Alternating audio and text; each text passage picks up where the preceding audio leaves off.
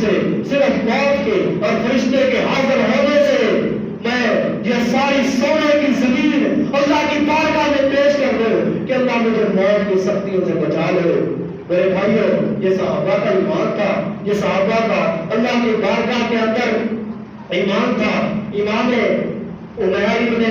عدی رحمہ اللہ فرماتے ہیں ایک مرتبہ ہم چند ساتھی، وہ تابعی ہیں، کہتے ایک مرتبہ ہم چند ساتھی اٹھے اور قبرستان کے اندر گئے، جا کے اللہ رب العزت کے سامنے قبرستان کے اندر کھڑے ہو کے دعا کرنا شروع کر دی، اے اللہ ہمیں آج پتہ چل جائے، ہمیں آج پتہ چل جائے کہ موت کی سختی کس طرح کی ہے، اے اللہ ہمیں دکھا دے۔ عمیر ابن ابی کہتے ہیں ہم ابھی دعا کر ہی رہے تھے، ہمارے سامنے والی قبر کے اندر سے ایک آدمی نے سر نکالا، قبر کے اندر سے سر نکالا اور نکال کے کہنے لگے،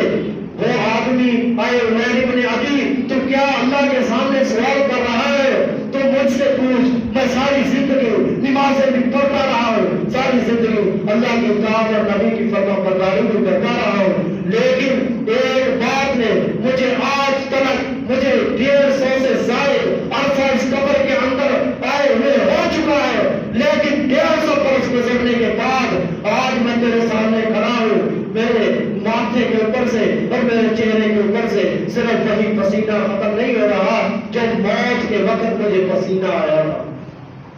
میرے بھائیوں، آج ہم نے موت کو بلا دیا، اور جس وقت عمیر ابن ابی فرماتے ہیں جس وقت اس کی قبر کو کھلی سر نکلا، ہر طرف خوشبو پھیلنے لگی، ہمیں پتہ چل چکا تھا یہ آدمی جنتی ہے۔ میرے بھائیوں، جب جنتی آدمی کا یہ عالم تھا کہ اس کے اوپر موت کی اتنی سختیاں تھی، آج ہم ذرا سوچیں تو صحیح کہ ہم نے کیا دنیا کے اندر ہمیشہ کے لیے رہنا؟